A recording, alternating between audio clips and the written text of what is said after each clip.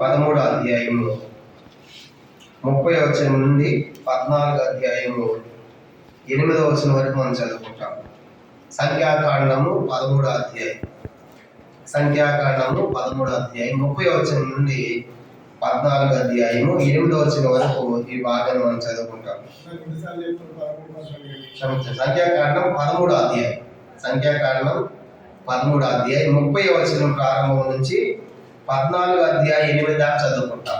కంటిన్యూగా మార్చి చదువుకుంటాము. సంఖ్యాకాండము 13వ అధ్యాయం 30వ వచనం నేను చదువుతాను, 31 నేను చదువుతాను. సంఖ్యాకాండం 13:30. కాలేబు మోషే ఎదుట జనులను నెమ్మలపరిచి, మనము నిశ్చయముగా వెళ్ళుదుము, దాన్ని స్వాధీనపరచుకుందుము, దాన్ని జయించడానికి మన శక్తి చాలదు నేను.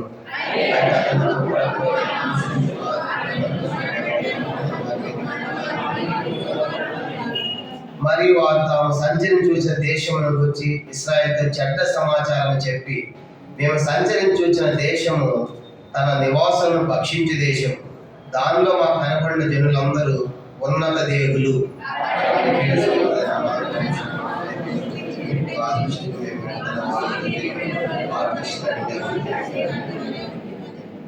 అప్పుడు ఆ సర్వ సమాజం ఎలుగెత్తి కేకలు వేసింది. ప్రజలు ఆ రాత్రి ఎలుగెత్తి ఏడ్చిరి. ఆ సర్వ సమాజం, అయ్యో ఐగుప్తులు మేమేళ చావలేదు, ఈ అరణ్యములు మేమేళ చావలేదు, మేము కత్తివాత పడినట్లు యెహోవా మమ్మను ఈ దేశమును గెల తీసుకొని వచ్చాను, మా భార్యలు మా పిల్లలు కొల్లపోదు, తిరిగి ఐగుప్తుకు వెళ్ళుట మాకు మేలు కాదా అని వారితో అనిది.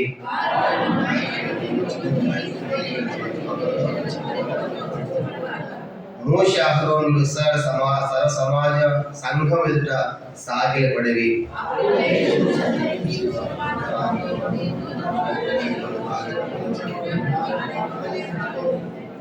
ఇశ్రాయేలు సమాజంతో, మేము సంచయం చూసిన దేశం మిక్కిలి మంచి దేశము.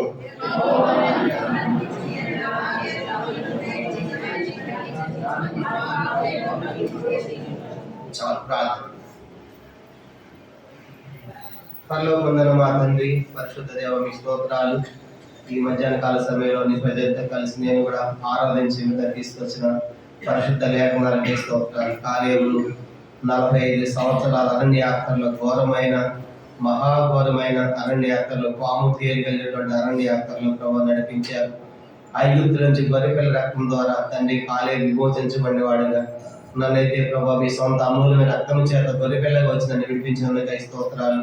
మరి కాలేబును ఆ ఘోరమైన మహారణ్యములో, ఎండ ఉన్నటువంటి అరణ్యంలో, పాములు తేలికల అరణ్యంలో తండ్రి, మరి అలసిపోయే అరణ్యంలో, మనుష్య సంచారం అరణ్యంలో, గోతులు ఎడారుల అరణ్యంలో ప్రభా మరి ఎలాగూ తండ్రి బండవచ్చు నీళ్ళు ఇచ్చి ప్రభా మరి పోషించావు తండ్రి. అదిగా మా పైన ఉన్నటువంటి ఆకాశ దాన్ని మాకు అనుగ్రహించి తండ్రి కాలేబును ప్రభా నడిపించిన దేవుడు, బలపరిచిన దేవుడు, పోషించిన దేవుడు, తృప్తిపరిచిన దేవుడు, కాపాడిన దేవుడుగా నా జీవిత యాత్రలు కూడా లోకంలో విడిపించి ప్రభా మరి నన్ను నడిపిస్తున్నారు. దైవ మధ్య దినదినము నీ యొక్క వాక్యమైన మన పోషిస్తూ నన్ను సజీవులకు ప్రవేశపెట్టిన మీ భాగ్యం పరికాయ మీ వందనాలు.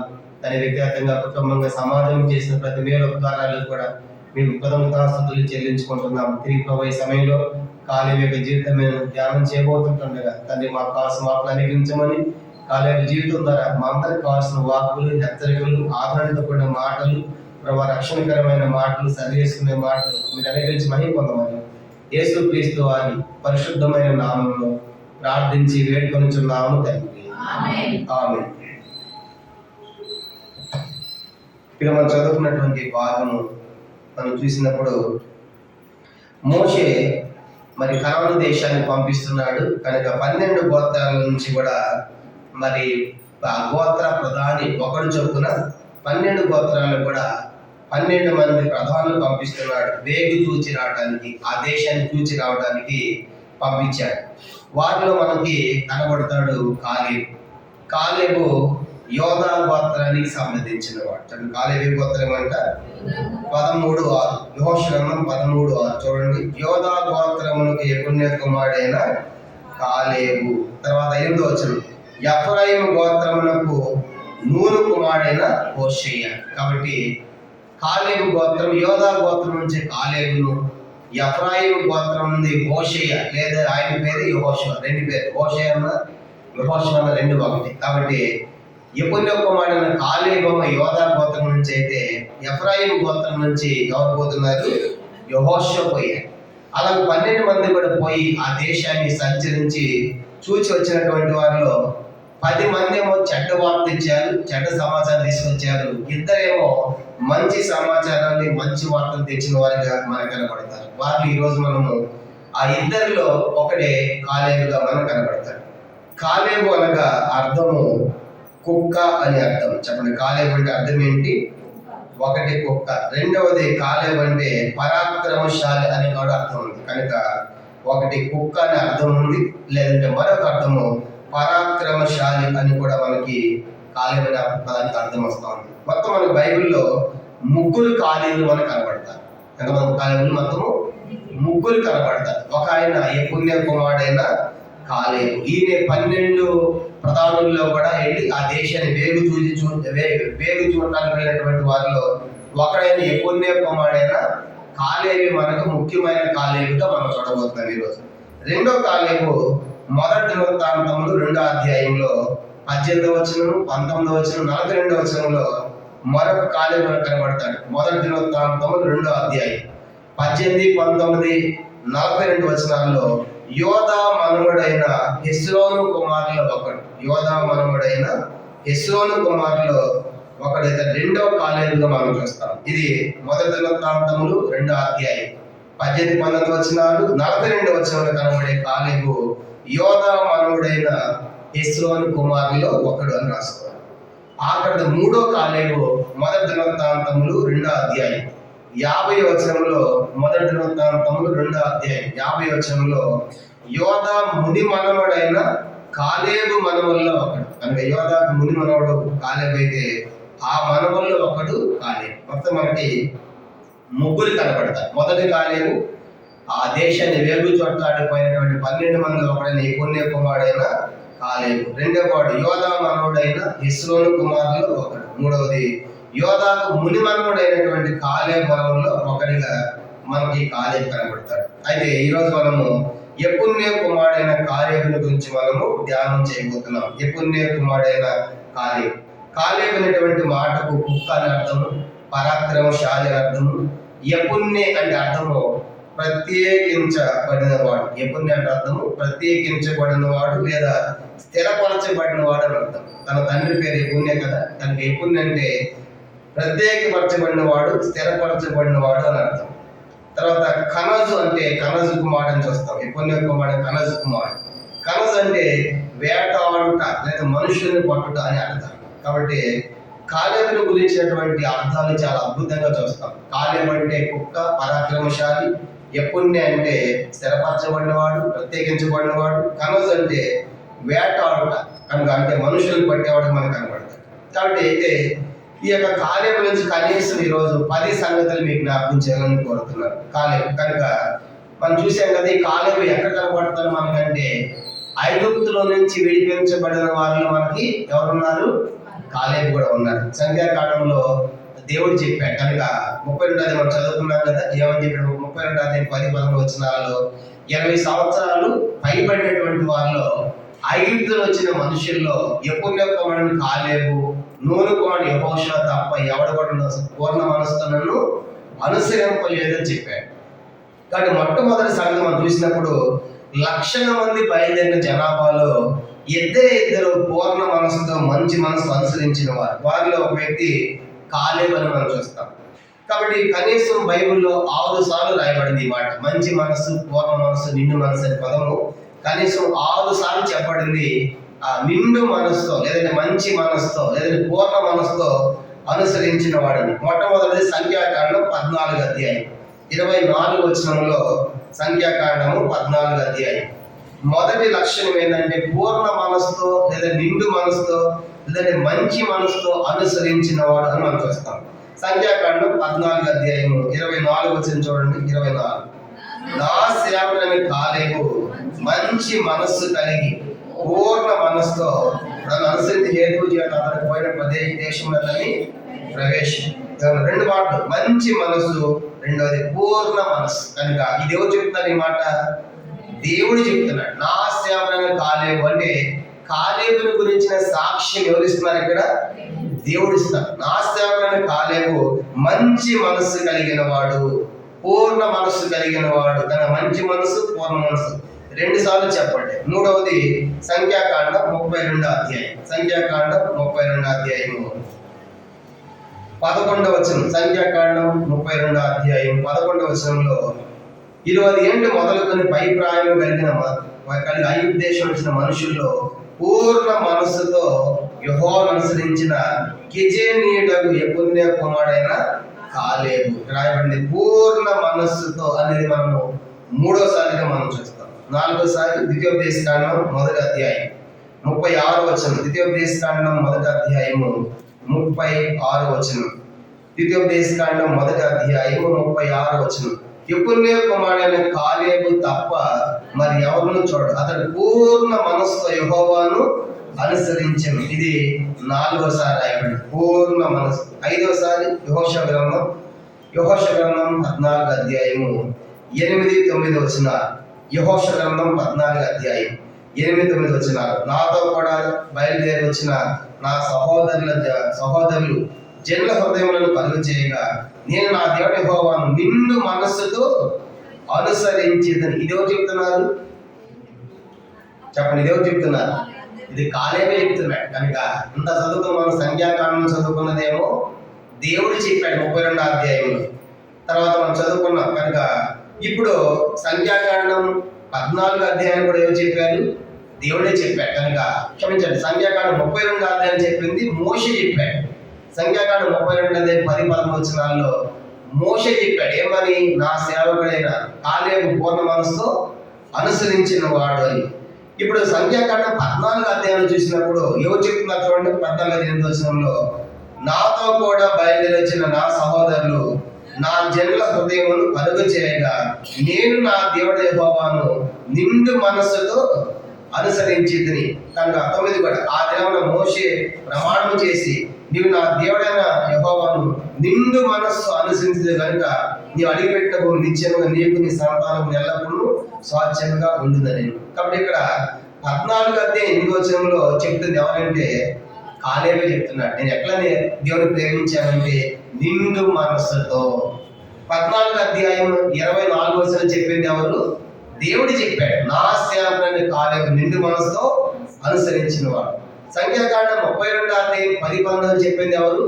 మోషే చెప్పాడు. కనుక కాలేబు నిండు మనసుతో పూర్ణ మనసుతో అనుసరించిన వాడని. కాబట్టి ఇప్పుడు కాలేబు గురించిన మొదటి సంగతి ఏంటంటే 6 పర్యాయాలు చెప్పబడుతుంది.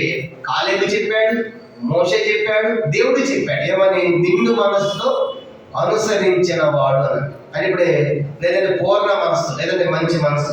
ప్రశ్న ఏంటంటే మరి నిండు మనసు అనుసరించడం అంటే ఏంటి? పూర్ణ మనసు అనుసరించడం అంటే ఏంటి? మంచి మనసు అనుసరించడం అంటే ఏంటంటే దేవునికి ప్రథమ స్థానం ఇవ్వటం. దేవునికి ఉదాహరణ చూడండి. మన ఇంట్లో ఇప్పుడు దేవుని పనికాన్ని బయలుదేరుతున్నాం. బయలుదేరేటప్పుడు టక్కున మన ఇంట్లో మన పాపకు మన భార్యకు సడన్ గా ఏదైనా యాక్సిడెంట్ ప్రమాదంలో జరిగి కనుక ఏదైనా రక్తము కారుతా ఉండి ప్రమాదం ఉందనుకోండి, ఆడ వదిలిపెట్టి ఆరాధనకు వస్తామా హాస్పిటల్కి వెళ్తాం? ఎంత బాగా చెప్పారప్ప. వేసుకుంటే అదే కాదు ఏం చెప్పండి, జాగ్రత్త హాస్పిటల్కి వెళ్ళిపోతాం. వీళ్ళు వెళ్ళిపోతే మేము ఇప్పుడు ప్రమాదం ఉంది, కష్టం ఉంది కాబట్టి అని ఇది చూసుకుని అవసరమైతే ఆ రోజు మానేస్తాం. 2వ వారం కూడా మానేస్తాం. అవసరం పట్లేయాలి కదా, అందుకే రాలేపాడు. కాలే పట్టడం కాదు. నిండు మనసు అంటే ఏంది? ఇవన్నీ జరిగేవి. నేను మొట్టమొదటి ఎక్కడికి వెళ్ళాలి? ఆరాధనకి వెళ్ళాలి, మందిరానికి వెళ్ళాలి. అది పూర్ణ మనసు అంటే. చూసారా, మనం గాయం రక్తం కారణం కాదు, బంధువులు వస్తేనే మానేస్తాం. ఏమక్క రాలేదంటే మా బంధువులు మీటిని అంటారు అంటే మరి చికెన్ పీకినట్టు వండి పెడతామా? అదే మంచి మనసు. కాబట్టి ఏదో ప్రమాదమైనది అది వేరే సంగతి, ఆప్షన్. రక్తం కారణం ఉందంటే పోయి అనుకోవచ్చు. బంధువులు ఇస్తేనే మానేస్తావా? బంధువులు ఇస్తే ఎంతమంది మానేసిన వాళ్ళు లేదు. ఇంట్లో ఫంక్షన్ అని మానేసిన వాళ్ళు లేదు, పెళ్ళి అని మానేసిన వాళ్ళు లేదు. ఎంతోమంది సాక్ష్యాలు ఎంత ఉంటే ఇంట్లో శవాన్ని పెట్టుకుని ఆరాధన వచ్చిన వాళ్ళు ఉన్నారు తెలుసా? ఇంట్లో శవం చనిపోయింది ఏం చేస్తాం? అదే పుట్టి పెడతాం తర్వాత ముందు ఆరాధనకి వెళ్ళొద్దాం. ఇబ్బంది కూడా చూడండి, చనిపోయిన శవాలు కూడా చనిపోయిన తర్వాత వాళ్ళు ఏం చేస్తారు? వెనకాల పెడతారు. ఆరాధన జరిగించిన తర్వాత మిగతా కార్యక్రమాలు, సేవా కార్యక్రమాలు. అంటే అవన్నీ రొటీన్ జరిగి బంధువులు వచ్చేది, చచ్చేది, గాయమయ్యేది, దాన్ని జరుగుతుంటాయి. అయితే మనం దేవుని ప్రేమించేది మానకూడదు కదా. కానీ యెహోషువ కార్యంలో మొదటి సంగతి ఏంటంటే పూర్ణ మనస్సు అంటే, నిండు మనస్సు అంటే, మంచి మనస్సు అంటే మొట్టమొదటి దేవుడే, ఆ తర్వాత ఏదైనా అని అలా జీవించాడు. కాబట్టి అతడు కనాను దేశంలోనికి ప్రవేశించాడు. కాబట్టి ఎంత విచారం అంటే మన ఇంటి బంధువులు వస్తే మానేస్తాం, కాబట్టి వర్షం వస్తే మానేస్తాం, చలి అయితే మానేస్తాం, అన్ని సిల్లీ థింగ్స్, అన్ని చిన్న చిన్నవి కానీ అసలు కారణం లేనివి చూసి అలాంటి వాటిని మానేస్తాం. ఇంకా ప్రమాదం ఉంది అసలు మందిరమే మానేస్తాం. కాబట్టి అంటే మనలో కాలేవి లక్షణము లేదు. కానీ మధ్యాహ్నం ఒప్పుకోవాలి, మనం సరిచేస్తాం. ప్రభా నేను అలా ప్రేమించలేకపోతున్నాను కదా. అదే మత్తయి ప్రభు చెప్పాడు, మత్తయి 10:30-35 వచనాల్లో నాకంటే తండ్రినైనను తల్లినైనను కుమారుడైన కుమార్తెను ప్రేమించడం నాకు పాత్రుడు కాదు. మత్తయి 10:30-35 ప్రభు చెప్పాడు అదే కదా. అంటే ప్రేమించడం అంటే ఏంటంటే వాళ్ళని ప్రేమించొద్దని చెప్పడం లేదు, వదిలిపెట్టమని ప్రభు చెప్పలేదు. కనుక నాకంటే వద్దు, కానీ వారంతా ఉండవు కదా. కానీ ప్రభు దేని కదా, దేవుని సన్నిధి కదా వెళ్ళాలి కదా అని ఆశ నీకు ఉండాలి కదా. అది పూర్ణ మనసు అంటే మనం అన్ని పక్కన పెట్టి మొట్టమొదటి దేవుని పని జరిగించాలి, వెళ్ళాలి అన్నదే అది మొట్టమొదటి సంగతి మనం చూస్తాం. ఆ జాబితాలో యెహోషువ ఉన్నాడు, కాలేబు ఉన్నాడు. అంటే మిగతా లక్షల మంది రాలిపోయారు. కారణం ఏంటంటే వాళ్ళకి ఎప్పుడు తినేది తాగేది, ఆకాశం నుంచి మన్నా పడాలి, బండ నుంచి నీళ్లు రావాలి, ఎర్ర సముద్రం పాయలవ్వాలి, యోర్దాను పాయలవ్వాలి, ఇలాంటి అద్భుతాలు చూశారు. కానీ అందరూ రాలిపోయారు. కనుక నేను దేవుని ప్రేమించాలి. చూడండి, అన్ని లక్షల మంది పొరిగినటువంటి వారి పేర్ల దగ్గర ఎక్కడ యెహోషువ కాలంలో మనకు కనబడదు. వీళ్ళు కూడా ఉన్నారు వాళ్ళతో పాటు. కనుక ఐగుప్తులో వచ్చినటువంటి జాబితాలో కాలేబు ఉన్నాడుగా. ఎక్కడ సరిగినట్టు కానీ బొరిగినట్టుగా ఆ జాబితాలు వీళ్ళు కనబడరు. కనుక ఎక్కడ కనబడతారు? సరిగే కొనిగే దగ్గర నుంచి సనగొద్దు అని చెప్తున్నారు. మనం ఏ జాబితాలు ఉన్నా చెప్పడం మనం కూడా. కనుక ఆ సనిగే జాబితాలో ఉంటాం. మన పేర్లు ఖచ్చితంగా ఉండే ఉంటాయి. దాంట్లో పెట్టే కనుక రాసి పెట్టే ఆ జాబితాలో మనం ఉంటే అటాయనికి. కానీ వాళ్ళ పేర్లు సనిగే కొనిగే వాళ్ళ పేర్లు రాయబడలేదు. కానీ అక్కడ దగ్గరికి అంటారు, మీరు సనగొద్దు కొనగొద్దు, ఆ దేశం మనకి ఇస్తాడు దేవుడు అని వాళ్ళు ధైర్యపరిచి కాడ మాట్లాడుతున్నారు. కానీ సరిగ్గా మనకు కనబడదు. మొదటి సంగతి ఏంటంటే కాలేబు పూర్ణ మనసు అంటే అన్నిటికంటే నేను దేవుణ్ణి ప్రేమించాలి, దేవుని మందిరం ముఖ్యం, దేవుని వాక్యం ముఖ్యం, దేవుడు నాకు ముఖ్యం అని అనుకున్నవాడు కాలేబు. అందుకే పూర్ణ మనసు అంటే, నిండు మనసు అంటే, మంచి మనసు అంటే హృదయం నిండా కూడా. చూడండి, ఒక సర్కిల్ గీసామనుకోండి, సర్కిల్ హృదయం నిండా కాలేబుకి ఏముంది? దేవుడే. చెప్పండి ఏముందంట? మన హృదయం నిండా ఏమన్నా చెప్పండి? ఒకవైపు భార్య, ఒకవైపు పిల్లలు, ఒకవైపు ఉద్యోగం, ఒక ఎన్నో ఉంటే హృదయంలో. కానీ అన్ని పాటలు చేసి ప్రభుని ఏం చేస్తా, ఆయన కూడా ఒక పక్కన పెడతా, ప్రభుని కూడా ఒక పక్కన హృదయంలో. ఆ కాసేపు ఏం చేస్తా, ఇంకా రెండో రోజు కాస్త ఎక్కువ పనులు, ప్రభు నువ్వు కొంచెం కుదించుకో అని ఆయన చెప్పేసి ఇంకాస్త జరిపేసి ఇంకోటి పెడతా లోపల. అలా పెట్టి పెట్టి పెట్టి లాస్ట్ ప్రభు అనుకుంటాడు తెలుసా? ప్రభు బయట ఉంటాడు, అన్ని లోపల ఉంటాయి. ఒంటికి తెలుసు కదా మనకు. ఒంటే ఎడారిలంట, ఒంటే పోతా ఉంటే అది యాక్చువల్ వాస్తవానికి చలి తట్టుకుంటుంది. ఎడారి వాడ కదా ఒంటే అంటే. అది ఏం చేస్తుంది, మర్చెంట్ కనుక ఆ యొక్క వ్యాపారస్తులు చేశారంటే టెంట్ వేసుకుని అంటే కాస్త స్థలం ఇస్తా ఉందంట ఒంటే. పాపం చలిగా ఉందని చెప్పేసి తల మాత్రం పెట్టుకుంటాను, తల మాత్రం ఇచ్చాడు. ఇచ్చిన తర్వాత ఇదేం చేసిన చలికి నెమ్మది దూరి తెల్లవారి సమయానికి ఇది మొత్తం లోపల ఉంది, ఆయన బయట ఉన్నాడు. చూసారా?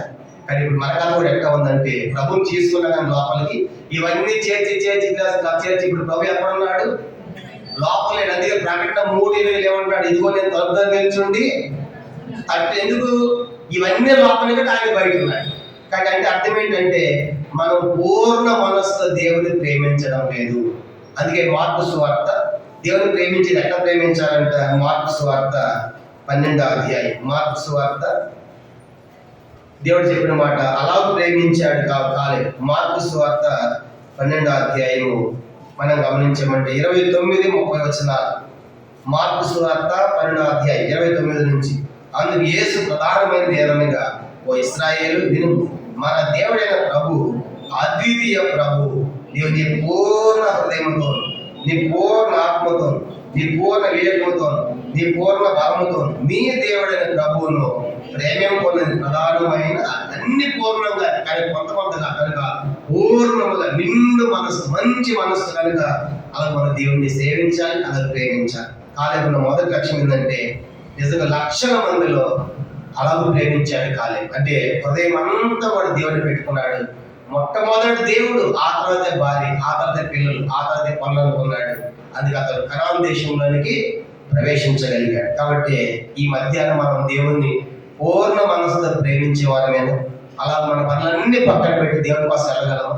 కొన్నిసార్లు నేను కూడా పొద్దున్నే బైబిల్ చదువుకోవాలనుకుంటా, మీటింగ్ ఉందనుకోండి, టైం సరిపోదని చెప్పేసి ఆ ట్రైన్ ఎక్కిందా చదువుకోవచ్చు, బస్ ఎక్కిన చదువుకోవచ్చు అని కరెక్ట్గా రెడీ అయిపోయి అది ఆ తర్వాత చదువుతాం. అంటే మొట్టమొదటి బైబిల్ టైం చదువు మనకు టైం ఉండదు కొన్నిసార్లు. కానీ కాలేబు అలాగూ లేట్ చదువుతాం, ఎప్పుడు చదువుతాం లేట్గా. కానీ కాలేబు మొదటి స్థానం, ప్రథమ స్థానము దేవునికి అనుకున్నాడు. అలా పూర్ణ మనతో, నిండు మనసుతో, మంచి మనసు దేవుడు ప్రేమించిన వాడు. ఇది మొదటి లక్ష్యం.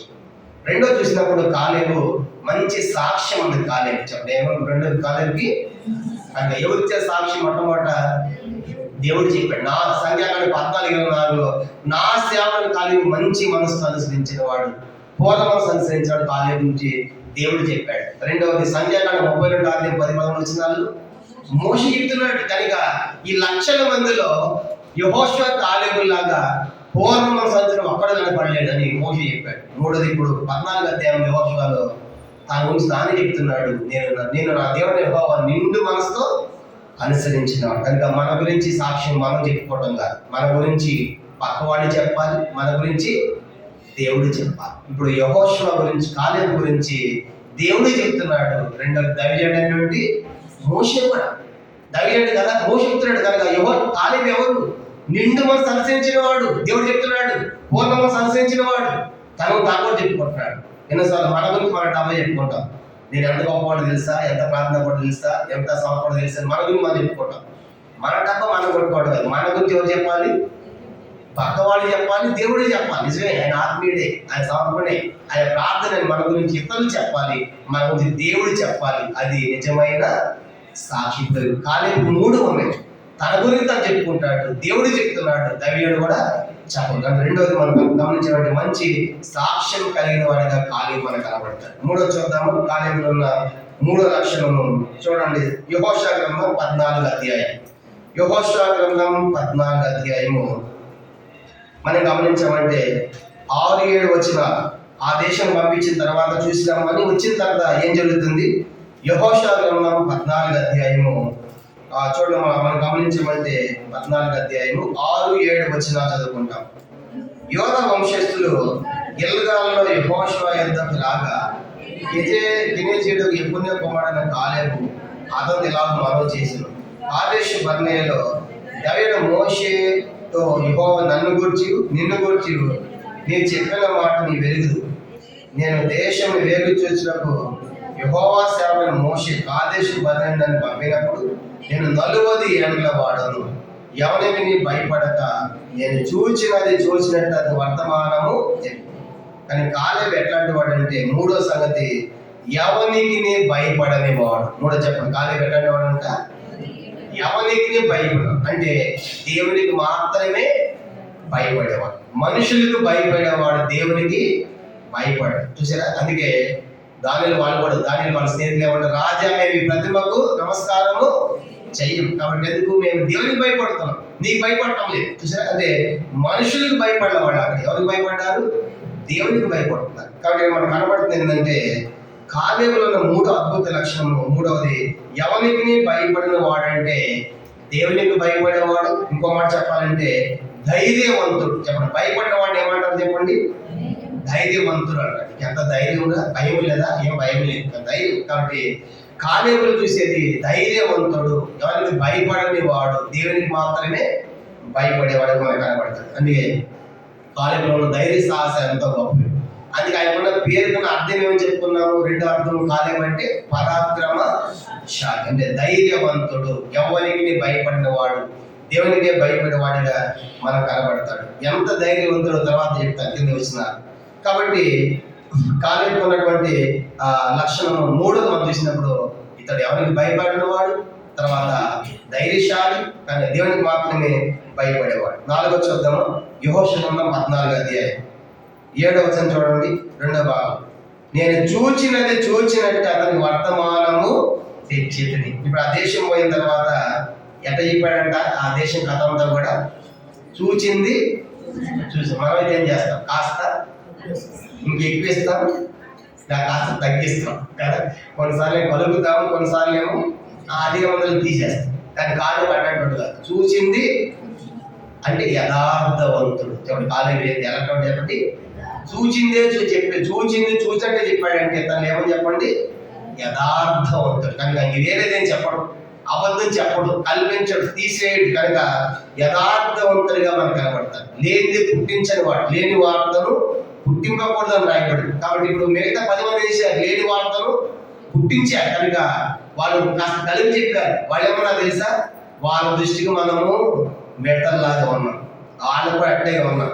వాళ్ళు ఉన్నత దేవుళ్ళు కనుక, నెఫీలు కనుక, బలమైన వారు కనుక వాళ్ళ దృష్టికి మనం మెడతల్లాగా ఉన్నామంటే తమ్ముడు తాను ఎంతో కనుక తగ్గించుకుని, నువ్వు మెడతవా మెడతని పిలవాలి. వాళ్ళందరినీ చేసుకుని కనుక ఏ మెడతలు ఇట్లని పిలవాలి. ఎంత తగ్గించి ఎంత సిగ్గుచేటుగా చెడ్డ సమాజం చెప్తున్నారు. కనుక మెడతల్లాగా ఉన్నాం, వాళ్ళ దృష్టి అట్లే ఉన్నాం అన్నప్పుడు యెహోషువ కాలేబు అంటాడు, లేదు కనుక ఇతడు ఆ దేశం బాగుంది దేశమే, అందులో అనుమానమే లేదు. అందుకే ఒక ద్రాక్ష గెల తెచ్చారు. ఎట్లా ఉందన్న ద్రాక్ష గెల, అట్టిగా సైజులో ఉంది. అట్టిగా గెలలాగా 2 మనుషులు ఒక దండి ఒక కర్ర పెట్టి అటు ముందు ఒక పట్టుకొని మోసుకొని వచ్చారు. ఇది ఆ దేశం పంటను చూశారు. నిజంగా ఆ పాల్గొన్న దేశం అంత అనుమానమే లేదు. కానీ అక్కడ ప్రజలు మాత్రం చాలా బలవంతులు చెప్పినప్పుడు కాలేబు లేదు నిశ్చయంగా వెళతాం, మనకి ఇస్తానని చెప్పేసి ధైర్యంగా చెప్తారంటే అర్థం ఏంటంటే కాలేబు యథార్థవంతుడు, ఉన్నది ఉన్నట్లుగానే చెప్పేవాడు, ఏమి కల్పించని వాడు, ఏమి తీసివేయని వాడు. అది అంటాడు కదా, అతను చూసినట్లే చెప్తున్నాడు. కనుక చూసినట్లే. కానీ మనం కూడా అలా ఉండాలి. మనం ఎక్కడ చూసినా అంటే ఏం చేస్తాం, మంది కాల్ చేస్తారు చూసారా. కాబట్టి మనమని చెప్తా ఉంటారు, అక్కడ నీళ్ళే లేకపోతే ఏం చెప్తారు, అక్కడ బుడదే లేకపోతే ఏమన్నా అంట నీళ్ళు నేను చెప్తా ఉంటారు. కానీ అంటే ఉన్నది లేనిది చేస్తాం, లేనిది కూడా ఉన్నట్టు కల్పిస్తాం. ఇప్పుడు ఆ జాబితా చెందినవాడు కాదు అంతే, చూసినట్లే చెప్పేవాడు. మనం కూడా అలా ఉండాలి. అవునంటే అవును, కాదంటే ప్రసంగ 5 అంటారు, నీ మాట కొద్దిగా ఉండాలి. నువ్వు భూమి మీద ఉన్నావు, అవునంటే అవునని చెప్పాలి, కాదంటే కాదని చెప్పాలి. కానీ కల్పించకూడదు, తీసివేయకూడదు. కానీ ఇప్పుడు కాలేబు మొట్టమొదటి పూర్ణ మనసుతో, అంటే మొట్టమొదటి ప్రథమ స్థానం దేవునికి ఇచ్చినట్టు కనబడతాడు. రెండవది మంచి సాక్ష్యాన్ని కలిగిన వాడు. మూడవదిగా ఎవరికి భయపడంటే ధైర్యశాలి, దేవునికి మాత్రం భయపడ్డాడు. 4 చూసినప్పుడు వచ్చేదంట యథార్థవంతుడు. 4 చెప్పండి, యథార్థం. లేని పుట్టించకూడదు. ఇదన్నా చాలా మంది లేని పుట్టిస్తా ఉన్నారు, అబద్ధ వార్త, అబద్ధ సాక్ష్యం కనుక మనం చెప్పకూడదు. దేవుని మనం చెప్పేది ఆత్మీయులు ఒక ఆత్మ ఏంటి, నీ పొరుగు మన అబద్ధ సాక్ష్యము పలుకవద్దు, లేని వార్తను పుట్టింపకూడదు, కానీ అబద్ధమును చేయకూడదు అని ఇవన్నీ మనం చూస్తాం. కాబట్టి అందుకే కాలేబులో ఉన్న అద్భుతమైన లక్షణం 4 మనం చూస్తాము. ఇతడు చూదంటే చెప్పేవాడంటే దానికి యథార్థవంతుడు అని మనము మాట్లాడుకోవచ్చు. తర్వాత ఇంకా మనం చూసేది కాలేబులో 14వ అధ్యాయం, యెహోషువ గ్రంథం 14వ అధ్యాయం 5వ సంగతి చూద్దాం. యెహోషువ గ్రంథం 14వ అధ్యాయము 6వ వచనం. యెహోషువ గ్రంథం 14వ అధ్యాయము 6వ వచనం అందరికి తెలిసి, యోధ వంశస్థులు గిల్గాల్ యెహోషువ వద్దకు రాగా కెజేనీయుడకు యెఫున్నె కుమారుడైన కాలేబు అతను ఇలాగు మనవి చేశాను, కాదేషు బర్నేలో దైవజనుడైన మోషేతో యెహోవా నన్ను గూర్చి నిన్ను గూర్చి చెప్పిన మాట నీ వెరుగుద్దు కదా. కానీ ఇప్పుడు 5వ సంఘం మనం చూసినప్పుడు 4 విషయాలు చెప్పారు. ఇంకో విషయం ఏంటంటే, ఇప్పుడు కాలేబు దగ్గరకు వచ్చాడు, క్షమించండి, యెహోషువ దగ్గరకు వచ్చి కాలేబు అంటున్నాడు, దాని మోషేతో దేవుడు నిన్ను గురించి కూడా చెప్పాడు కదా అంటున్నాడు. ఇక్కడ ప్రశ్న ఏంటంటే కాలేబు యెహోషువ ఇద్దరు కూడా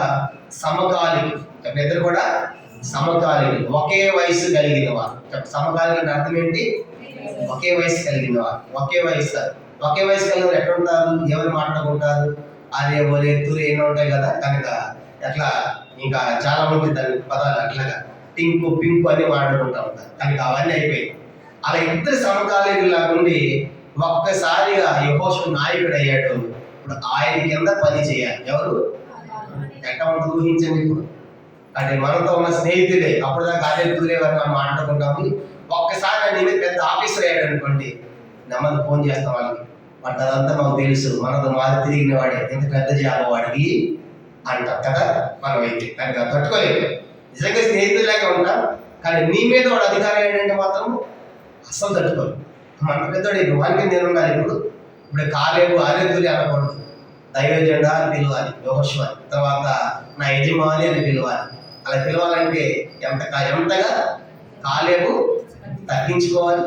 చూసారు కనుక ఇప్పుడు కాలేవు నా గొప్ప లక్ష్యం ఏంటంటే దేవుడు ఆయన కోరుకున్నాడు కాబట్టి ఆయన నా యజమాని అని నేను లోపడతాను, ఆయన కలిసి పనిచేస్తాను. ఇంకో మాట ఏంటంటే నీ గురించి నువ్వెంత నేను కూడా అంతే చెప్పాడు కదా. యెహోషువ కాలేవు వీళ్ళిద్దరు నిండు మనసుతో అనుసరి నాకంటే ఎక్కువ ఏంటి ఏమన్నా నాకంటే కానీ ఎక్కువ అన్నట్టు కూడా ప్రవర్తించలేదు కాలేవు.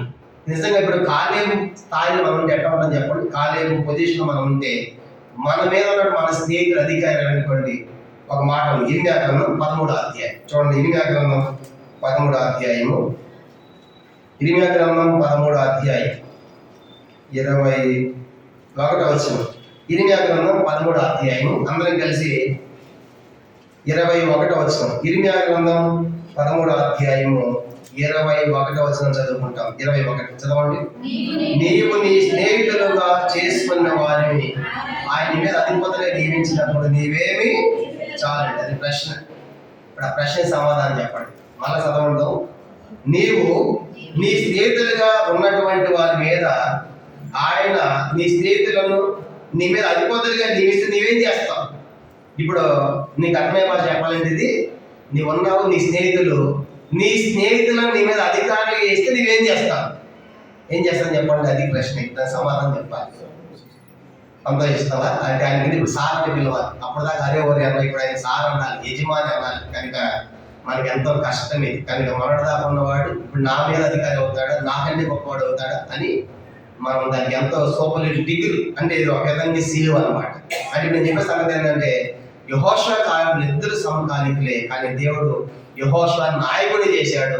నువ్వు యెహోషువ కింద పని చేయాలి అన్నాడు. ఇప్పుడు అదే కదా యెహోషువ నాయకుడి, మిగతా వాళ్ళందరూ ఆయన కింద పని చేయాలి. కనుక ఇప్పుడు మన స్నేహితులే మన మీద నాయకులు అయితే పైకి మాత్రం కంగ్రాచులేషన్స్ రా అంటాం, ఇంటికి వెళ్ళంటే ఫోన్ చేస్తాం వాళ్ళకి. కనుక వాడు కదన్నా మాకు తెలుసా, వాడు మాతో తిన్నాడు తాగి, వాడి ఇంటి పెద్దోడు అయిపోయాడా, వాడికి అంత టాలెంట్ లేదండి, అంత అనుకోలేదండి, ఏదో పొరపాటు ఇచ్చేసేది వారికి అంటాం. ఎందుకు నీ మీద వాడు అధికారులు కాబట్టి.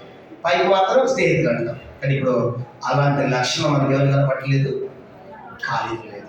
సమకాలికలుగా ఉన్న కాలేవు అంటే దీని విషయంలో అర్థమైంది. కాలేవు ఆత్మీయమైన గ్రహింపు కలిగిన వాడు. అప్పటిదాకా ఈయన కూడా అంతే, ఈయన కూడా యథార్థవంతుడే. కనుక కాలేవుకు యెహోషువ కూడా అంతే. కానీ ఆ దేవుడు పెట్టినటువంటి ఆ యొక్క నియమం ప్రకారము అతను నాయకుడు అయ్యాడు. దాని కింద పని చేయవలసి వచ్చింది. ఆయన కూడా అని అంటాడు కదా, ఆయన అనుభూతి నీకు ఏం చెప్పాడు అన్నప్పుడు ఇద్దరు కూడా నిండు మనసుతో, మంచి మనసుతో, పూర్ణ మనసుతో అనుసరించిన వాడు. కాబట్టి ఇప్పుడు కాలేవు తాను ఎంతగానో తగ్గించుకున్న వాడిగా మనకు కనబడతాడు. అందుకే పౌలు గురించి బర్నబా చెప్పేటప్పుడు ఎన్నోసార్లు చెప్పారు. బర్నబా సీనియర్, పౌలు ఏమో జూనియర్.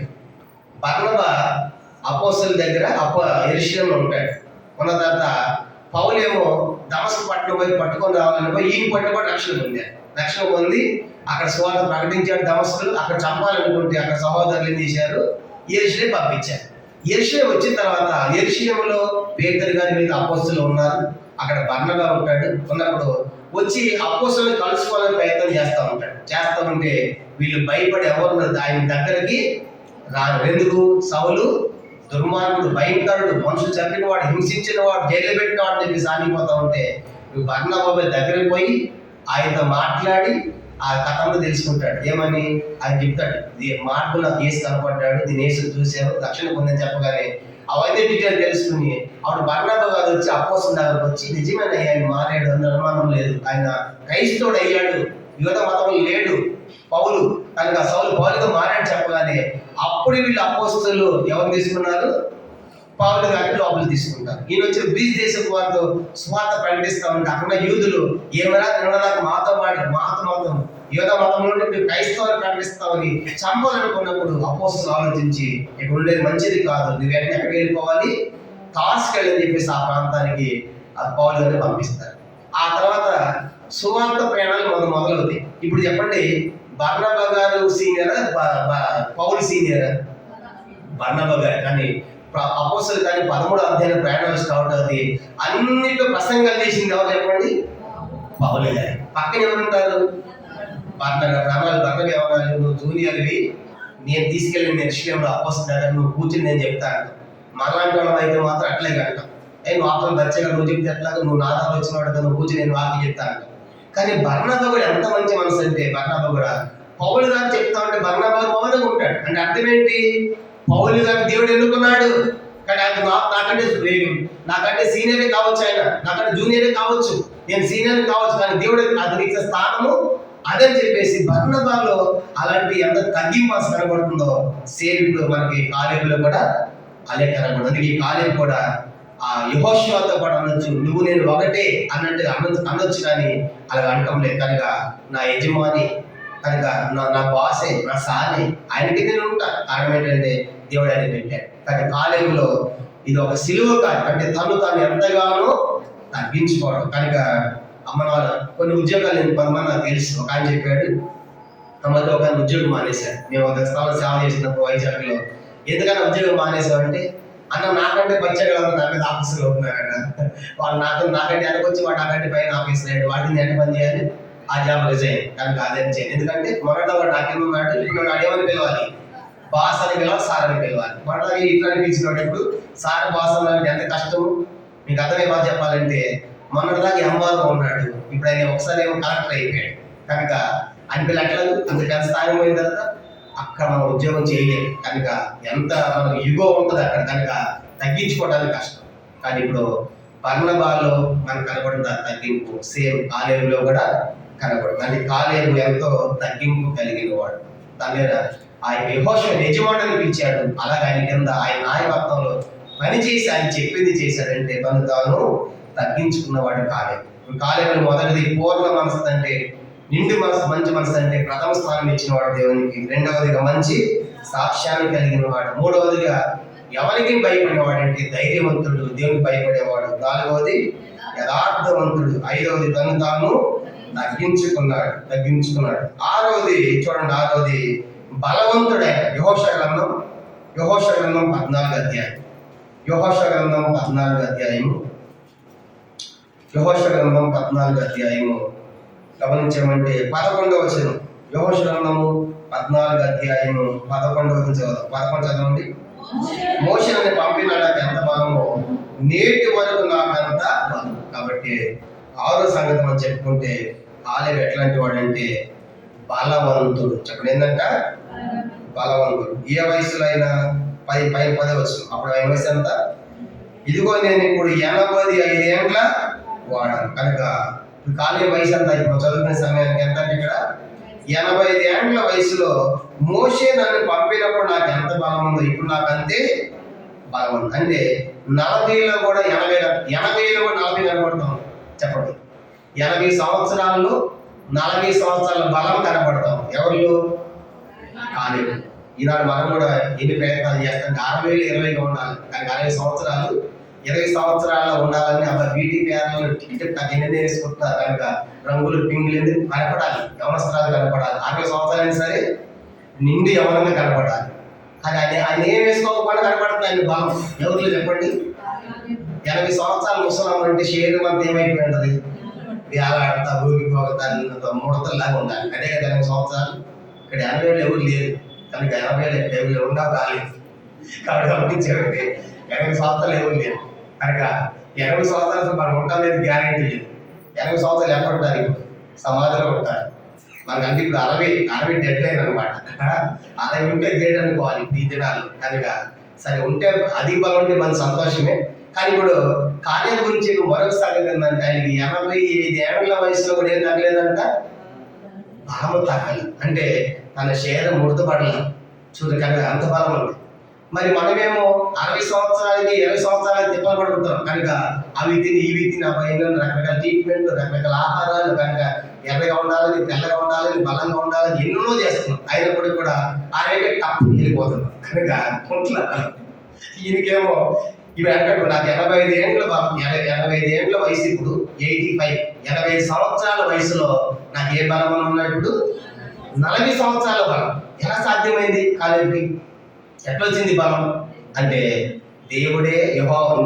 18వ కీర్తన అంటాడు, 18వ కీర్తన మొదటి వచనం, యెహోవా నా బలమా నేను నిన్ను ప్రేమించుచున్నాను. కనుక దేవుడు ప్రేమిస్తే దేవుడే మనకి బలం. అందుకే యెహోవా కొరకు ఎదురు చూచి వారు నూతన బలం పొందుతారు. కనుక కాలేబులో మనకు బలం కనపడుతుంది. నేను బలవంతుడు, 85 సంవత్సరాలు అయినప్పుడు కూడా నా ముసలోడు అయిపోయింది, నా కథ అయిపోయింది, నేనేం చేయలేను అంటలేదు. కనుక 80 ఏళ్ళప్పుడు కూడా 40 సంవత్సరాలు ఏ బలం ఉందో నాకు ఇప్పుడు అదే బలం ఉంది. అందుకే ఏమన్నాడు కింద చూడండి, ఏమన్నాడు 14వ అధ్యాయం 7వ సంఘం మనం చూద్దాం. 6వది అయిన బలవంతుడు 6. 7వ చూద్దామా? 7వది యెహోషువ గ్రంథం 14వ అధ్యాయం.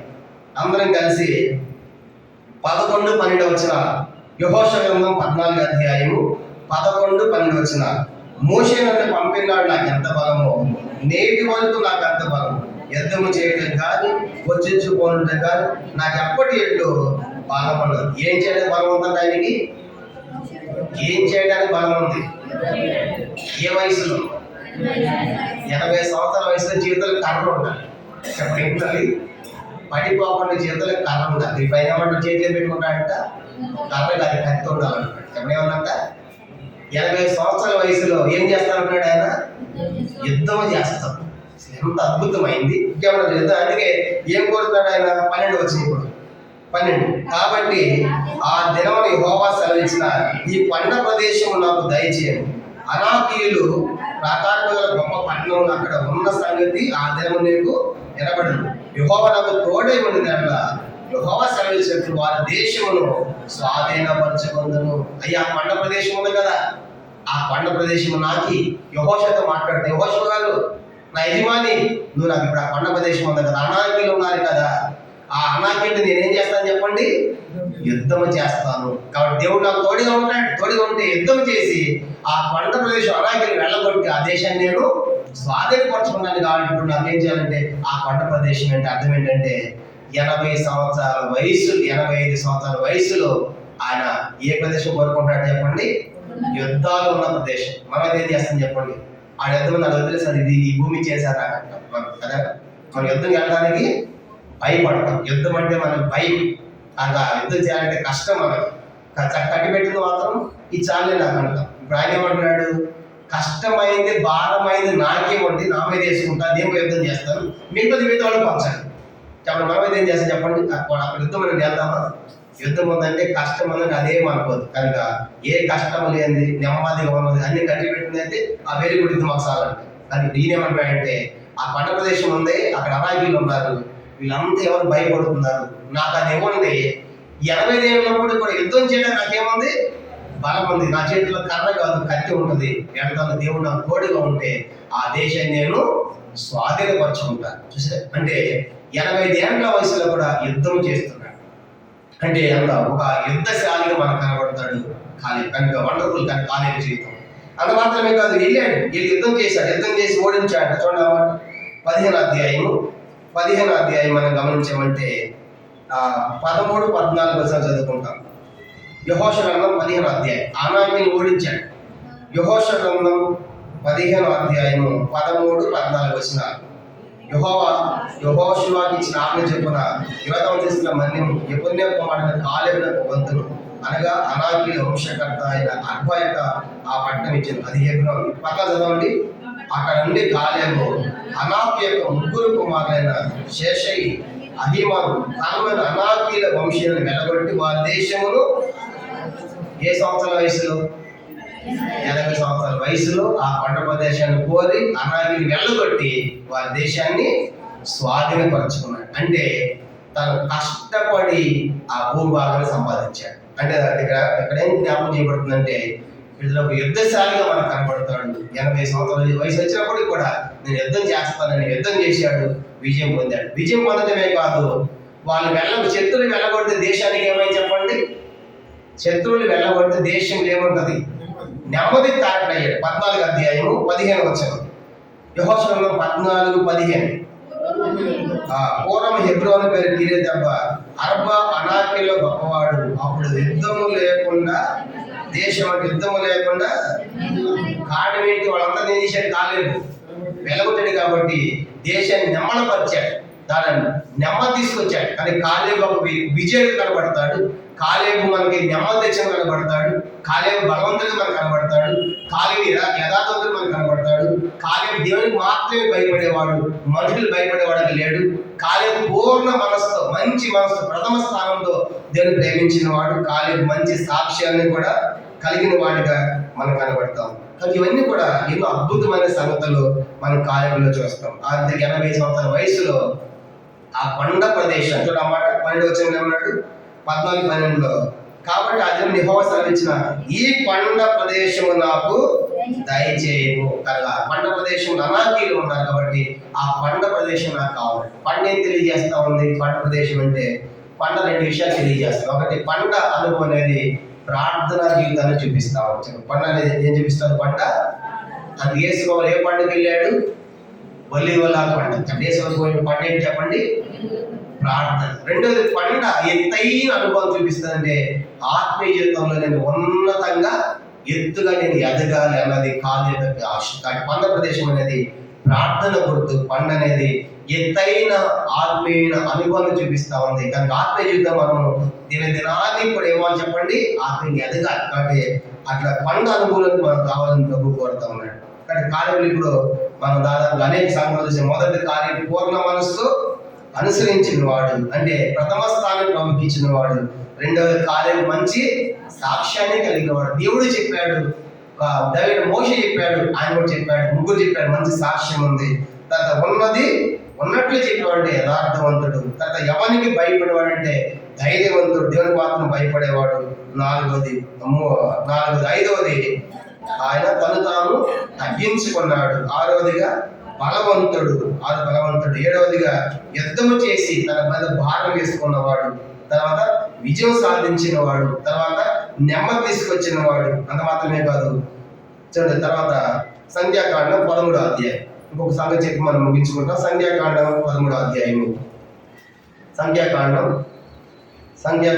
13వ అధ్యాయము 30వ వచనం. సంఖ్యాకాండం 13వ అధ్యాయము 30వ వచనం చదువుకుంటాం అందరం కలిసి.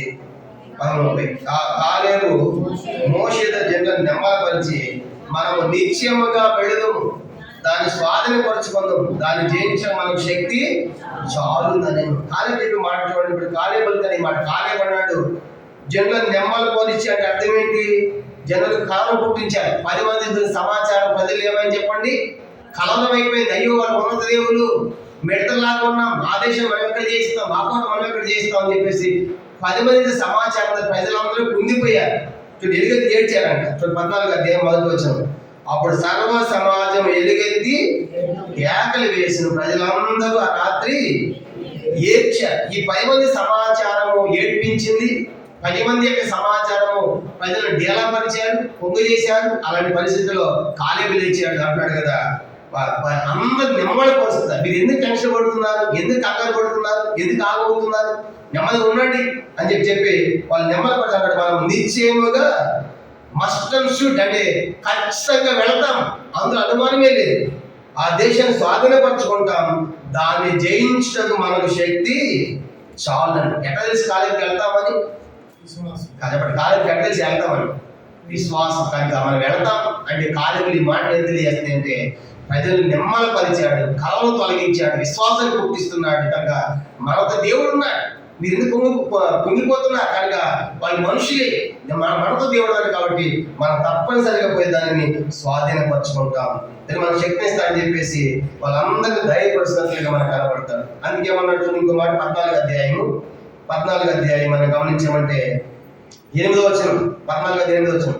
యెహోవా మన యందు ఆనందించిన యెడల ఆ దేశం మనం చేర్చి దాన్ని మనకి ఇచ్చును, అది పాలు తేనెలు ప్రవహించు. కానీ మనం దేవుడికి ఇష్టంగా ఉండాలి. దేవుడు మన మీద ఆనందపడేట్టు మన జీవితాలు ఉండాలి. కనుక దేవుడు మనం చూసి ఆనందపడాలి, ఇష్టపడాలి, సంతోషపడాలి. అలా జీవిద్దాం. అలా ఉన్నప్పుడు నువ్వంటే దేవుడికి ఇష్టమైతే నీకు తప్పనిసరిగా ఇస్తాడు. కాబట్టి ఆయన ఆనందం పుట్టించేది మనం జీవించాలి, ఆయన ఇష్టంగా ఉండాలి. అలా జీవించినప్పుడు తప్పనిసరిగా దాన్ని మనం స్వాధీనపరచుకుంటామని చెప్పేసి తన యొక్క విశ్వాసాన్ని వారి విశ్వాసాన్ని గణపరుస్తున్నాడు, బలపరుస్తున్నాడు, వెళ్తామని ధైర్యపరుస్తున్నాడు. కాబట్టి అందుకే కాలేబు అంటే అర్థమేమో చెప్పుకున్నాము. ఒక అర్థము కుక్క అంటే చెప్పడానికి మంచి ఆ విశ్వాసాన్ని గుర్తుగా మనం చూస్తాం. కుక్క అనేది మంచి విశ్వాసాన్ని గుర్తుగా మనం చూస్తాం. అందుకే చాలా మంది కుక్కలు పెంచుకుంటూ ఉంటారు. కొన్ని కుక్కలు చూడండి, ఆ యజమాని తినదాకా తినం. అప్పుడు యూట్యూబ్లో చూస్తా ఉంటే ఆ కుక్క ఆ యజమాని ప్రార్థన ఇవి కూడా చేస్తుంది, ఇవి కూడా మోకరిస్తుంది. చూసారు కాబట్టి కొన్నిసార్లు యజమాని కోసం ప్రాణమైన కూడా పెడతానే ఉంటాయి కుక్కలు. కనుక అవి చనిపోవడానికి కూడా ఇష్టపడతాయి కనుక, కానీ యజమాని కాపాడుతుంటాయి. అంటే అందుకే కుక్క విశ్వాస పాత్రమే. కానీ కాలేబు మనకు ఆ సుగులు మనకు కనబడుతుంది. అలాంటి డేలాపల్లి పరిస్థితుల్లో, అదే పరిస్థితుల్లో, నిరాశలు కూడా గొప్ప విశ్వాసాన్ని కనబరిచాడు. కానీ మీరు ఎందుకు కుంగిపోతారు?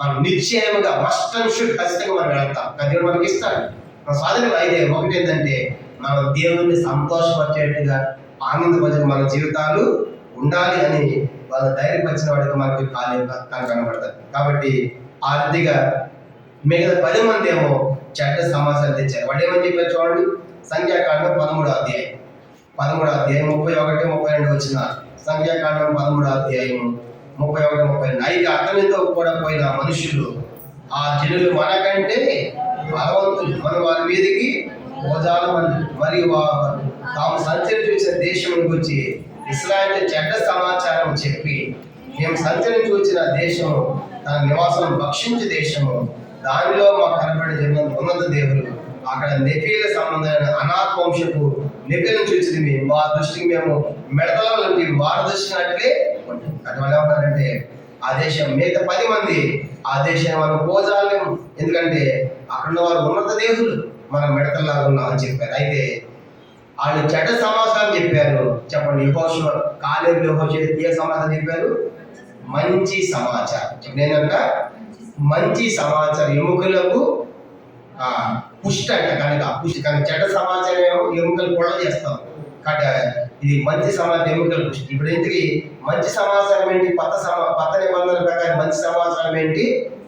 శుభవార్త, సువార్త లోకానికి ప్రకటించాలి. కనుక మంచి సమాచారం ఏంటంటే, యేసు ప్రభువు మన కోసం చనిపోయాడు, సమాధి చేయబడి తిరిగి లేచాడు, ఆయన మన తిరిగి రాబోతూ ఉన్నటువంటి ఈ మంచి సమాచారం యావత్ మానవాళిని మనము ప్రకటించాలి. కనుక ప్రకటించి వాళ్ళందరినీ కూడా నిత్య జీవనం ప్రవేశింపజేసేట్టుగా మనం ప్రయాసపడాలి. ఇప్పుడు కాలేబు కూడా వాళ్ళందరూ డీల్ అయిపోతున్న సమయంలో మంచి వార్త చెప్పాడు. కానీ లేదే మనం పోతామని ఒక మంచి వార్త, మంచి సమాచారం తీసుకొచ్చిన వాడిగా మన కాలేబు మనకు కనబడతాడు. ఆ రీతిగా కాలేబులో ఉన్నటువంటి అద్భుతమైన లక్షణాలు మనము చూడవచ్చు. మొదట చెప్పండి, కాలేబు పూర్ణ మనసుతో, నిండు మనసుతో, అంటే ప్రథమ స్థానం దేవుడికి ఇచ్చిన వాడు. రెండవది మంచి సాక్ష్యాన్ని కలిగిన వాడు. మూడవది ఎవరికి భయపడే ధైర్యశాలి, దేవునికి భయపడేవాడు. నాలుగవదిగా యథార్థవంతుడు. ఐదవదిగా తను తగ్గించుకున్నవాడు. ఆరవదిగా బలవంతుడు. ఏడవదిగా యుద్ధము చేసి భారమై తన మీద వేసుకున్నాడు కనుక యుద్ధం చేస్తానంటే. ఎనిమిదవది విజయం సాధించిన వాడు. తొమ్మిదవదిగా నెమ్మది కావడానికి కారకుడయ్యాడు. తర్వాత మనం గమనించామంటే, ప్రజలను విశ్వాసంలోనికి నడిపించాడు. మనం వెళ్తాం నిత్యంగా విశ్వాసంలో ప్రజలను నడిపించిన వాడిగా కాలేబు యొక్క జీవితము మనం చూస్తాం. కానీ ఇప్పుడు కాలేబు 85 సంవత్సరాల వయసులో కూడా ఇలాంటి అద్భుతమైనటువంటి కార్యాలు మనం చూస్తాం. లోకంలో అంటాం కదా, యవనస్తులు తప్పక దొడ్డిల్లు, యవనస్తులు లోకంలో పాపం చేస్తారు. తర్వాత నడి వయసులోనేమో ఒక పోరాటం, పెళ్ళి అవ్వకముందేమో అటు ఇటు పరిగెడతా ఉంటాడు, తను వాడిని ఆపాలి. పెళ్ళి అయిన తర్వాత వీని పోరాటం, భార్య పిల్లలు ఇటు ఒకటి ఎందుకు కానీ ఇది పోరాటం అనమాట. రెండవది వృత్తాలు వచ్చినప్పటికీ ముసలితనము, విషాదం. ముసలిదాన్ని ముసలుడు అయిపోయినా కళ్ళు ఊడిపోయి జుట్టు ఊడిపోయి సమాజం దగ్గరగా ఉంటారు. అది కష్టం అన్నమాట. ఇది లోకంలో సంగతి. లోకంలో యవన కాలంలో పరిగెడుతూ ఉంటారు, కానీ ఒక పోరాటంగా ఉంటుంది. నడి వయసు ఏమో యవన కాలం అనేది ఒక పొరపాటు. యవన కాలం చేస్తే తప్పనిసరిగా పొరపాటు చేస్తారు. నడి ప్రాయంలోనేమో పోరాటం చేస్తారు. వృత్తాప్యంలో విషాదాన్ని ముగిస్తారు. కానీ ఇప్పుడు కాలేబు విచిత్రంగా ఉంటుంది. కాలేబు యవన కాలంలో ఉత్సాహం. కాలేబులో యవన కాలంలో దేవుని పని కోసం పరిగెడుతున్నాడు. యవన కాలంలో ఉత్సాహం, నడి ప్రాయంలో నమ్మకత్వం. నడి వయసు ఇప్పుడు ఏం తీసుకొచ్చాడు ఆయన? మంచి నమ్మకత్వం. నా వృత్తాప్యములో బలం. వృత్తాప్యం చెప్పండి. 80 సంవత్సరాల వయసులో ఏముంది? లోకానికి ఆత్మీయ కాలికి ఎంత వ్యత్యాసం ఉన్నాడు చూడండి. యవనస్తులేమో పరిగెట్టి పొరపాటు చేస్తా ఉంటే, యవన కాలంలో కాలేబు ఉత్సాహంతో పనిచేశారు. నడి ప్రాయంలోనేమో మనుషులు కనుక ఏం చేస్తాడు, నడి ప్రాయంలో పోరాటం కనుక భార్యతో పిల్లలతో కుటుంబం దీంతో పోరాడుతూ ఉంటే నడి ప్రాయంలో నమ్మకంగా జీవించిన వాడు. తర్వాత వృద్ధాప్యంలో అయ్యో నేను ముసలైపోయాయి కదా, నాకు బలం లేదని కుంగిపోయేటువంటి లోకంలో సగం చూసినప్పుడు ముసలితనంలో 80 సంవత్సరాల వయసు అన్నాడు, నాకు 40 సంవత్సరాల బలం అంటే లోకానికి వేరైన వాడు మనం కాలేడు. అంత పూర్తి డిఫరెంట్ కనుక అంత వ్యత్యాసం ఉంది. కానీ మనము ఇది తెలిసిన మనం కూడా ఇప్పుడు 60లో 20 ఉండాలంటే 80లో 40లా ఉండాలంటే కాలేలా మనము జీవించాలి. అప్పుడు నువ్వు ముసలివాడమైనా ముసలిదానమైనా కనుక తప్పనిసరి దేవుడు మనకి ఏమి సార్ చెప్పండి, ఆయన వృద్ధాప్య బలాన్ని ఇస్తాడు. కనుక ముసలివాళ్ళు అవ్వద్దు అనుకున్నా నువ్వు ఆగదు. అవుతుందా? నేను ముసలిదాన్ని అవ్వకూడదు, ముసలివాడు అవ్వకూడదు అనుకున్నాను, అవుతుందా? వస్తానే ఉంటుంది. కనుక తప్పదు. కనుక అది నువ్వు వద్దనుకున్నా కూడా నీకు ఇష్టం అవుతుంది. మనం మనకు వద్దనుకున్నా వచ్చేస్తూనే ఉంటాయి. కానీ వాటి మనం నీకు ఇష్టం లేకపోయినా సరే స్వీకరించాల్సింది, పొందాల్సిందే, వెళ్ళాల్సిందే. కానీ అలా కాలేజీలాగా అలాంటి వయసు మనం కూడా కలిగి కాలేజీ అడుగు లక్షణాలు కలిగి ప్రభు కొరకు మనము జీవించడం కాక. ప్రార్థన మోకరించండి, అందరూ మోకరించాలి. వాక్య వెలుగులో మన జీవితాన్ని సపరీక్ష చేసుకొని మన దేవునికి అప్పగించుకొని ఒక మంచి తీర్మానం మనం చేసుకుంటాము. కాలేజీ ఎంతగా దేవుని ప్రేమించాడో మనం చూసుకొచ్చాం. ఎన్ని గొప్ప అద్భుతమైన పాఠములు మనం కాలేజీలో చూస్తూ ఉన్నాం. కానీ మధ్యన వాళ్ళ మన జీవితాన్ని నిజంగా మనం పూర్ణ మనసు, నిండు మనసు, మంచి మనసుతో దేవుని మనం ప్రేమించలేకపోతున్నాం. ఏదో దేవుడు నమ్ముకున్నాం అని చెప్పావు తప్ప నీకు ఆ దేవుడు అంటే అసలు ఆ హృదయంలో మనసు లేదు. దేవుడు ఒక మూలకం అసలు ఉన్నాడు మన హృదయాల్లో ఉన్నాడా, లేదా మన హృదయంలో బయట ఉన్నాడా? కాలేజీ హృదయం అంతా దేవుడే, అదే పూర్ణ మనసు. హృదయం అంతా నింపుకున్నాడు దేవుడు, మంచి మనసుతో నింపుకున్నాడు. కానీ మధ్యాహ్నం ప్రశ్న ఏంటంటే మన హృదయం అంతా ఏముంది? మన హృదయంలో దేవుడు ఒక మూలన ఉన్నాడా, లేదా హృదయం బయట ఉన్నాడా? అందుకే మన జీవితాలు ఎన్నో కృంగిదలు, నిరాశ, బలహీనం. కానీ కాలేజు ఎంత అద్భుతమైన హృదయం అంతా దేవుడు, మొట్టమొదటి దేవుడు దేవుడు దేవుడు. అందుకే ఆయన ఒక్కడే పోయాడు యెహోషువతో పాటు కాలేజీ కనాన్ దేశం. అలాగే ప్రేమించాడు దేవుడు. నిజంగా మన దేవుని ప్రేమించుకున్న మన భార్యలు, మన పిల్లలు, మన ఉద్యోగాలు, మన బంధువులు, మన స్నేహితులు, మన పెళ్ళిళ్ళు, పేరంటాలు, పంచాయతీలు ఎన్నో ఉన్నాయి. వాటన్నింటిని బట్టి ఎన్నోసార్లు దేవుడు పక్కన పెట్టాం కదా. కానీ మధ్య ప్రభు నన్ను క్షమించయ్యా, అలా పూర్ణ మనస్సు, నిండు మనసు అని ప్రేమించలేకపోతున్నాను, అలా సేవించలేకపోతున్నాను. అది మాత్రమే కాదు, మంచి సాక్ష్యం కాలేదు. దేవుడే చెప్పాడు అలా ప్రేమించేవాడు, నిండు మనసుతో ప్రేమించేవాడు. ఒక దైవుడు చెబుతాడు మోషే, కాలేజీ నిండు మనసు కలిగిన వాడు. కాలేజీ కూడా చెప్పాడు, నేను నా దేవుని అలాగే ప్రేమించాను నిండు మనసు. మనం చెప్పగలం మన గుండె మీద చేసుకుని నేను నిండు మనసు దేవుని ప్రేమించేవాడు అని చెప్పే ధైర్యం మనకుందా? కారణం ఏంటంటే మనం ప్రేమించలేకపోతున్నాం. తగ్గించుకోగలమా? యెహోషువ దగ్గర తన సమకాలీకుడు, తనతో తిరిగినవాడు, తిన్నవాడు, తాగినవాడు నాయకుడైతే ఆయన కింద పని చేయాల్సి వచ్చింది. తనను ఎంతగా తగ్గించుకున్నాడు. కాలేజీ ఎవరికి భయపడేవాడు కాదు, ధైర్యశాలి, దేవునికి మాత్రం భయపడేవాడు. చూసింది చూసినట్లే సమాచారం చెప్పాడు, కల్పించేవాడు కాదు, లేని పుట్టించేవాడు కాదు. ఒక యథార్థవంతుడి కాలేజీ మనకు కనబడతాడు. అంత మాత్రమే కాదు, కాలేజీ 80 బలవంతుడు, 85 ఏళ్ళు వచ్చినప్పుడు కూడా బలం తగ్గలేదు. కారణం తిన్న మన్న వంట పట్టించుకున్నాడు, దేవుని స్తుతించాడు, ఆయన నన్ను కాపాడి అరణ్యంలో జ్ఞాపకం చేసుకున్నాడు దేవుని కార్యాన్ని. అందుకు బలము తగ్గలేదు. అందుకు 80 సంవత్సరాల వయసులో కూడా ఆయన అంటున్నాడు, కత్తులు చేతుల్లో కర్ర కాదు కత్తి ఉంటుంది, నాకు యుద్ధం చేస్తాను.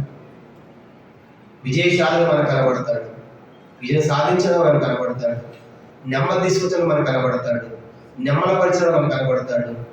ఒక ధైర్యశాలిగా, విజయవంతుడిగా, విశ్వాసాన్ని కనబడుతున్నాడు. మనం వెళతాం, దేవుడు మనతో ఉన్నాడు అని గొప్ప విశ్వాసాన్ని కనబరిచి ప్రకటించిన వాడిగా కాలేజీ మనకు కనబడతాడు. ఈ మధ్య ఇలాంటి కాలేజీలు ఎక్కడ? ఇలాంటి కాలేజీలు కొద్దిగా ప్రభు కోరుతున్నాడు. మంచి వార్త ప్రకటించాడు, ప్రజలందరికీ కూడా మంచి సమాచారం. వాళ్ళ చెడ్డ సమాచారం అయితే వీళ్ళు మంచి సమాచారం. నిజంగా ప్రభు యొక్క వల్ల పాల్గొని మనం మంచి సమాచారం ప్రకటించాలి కదా. అలా ప్రకటిస్తున్నాము. మధ్యన పరీక్షించుకొని ఆయన పాలన సమీపిద్దాం. ప్రార్థన.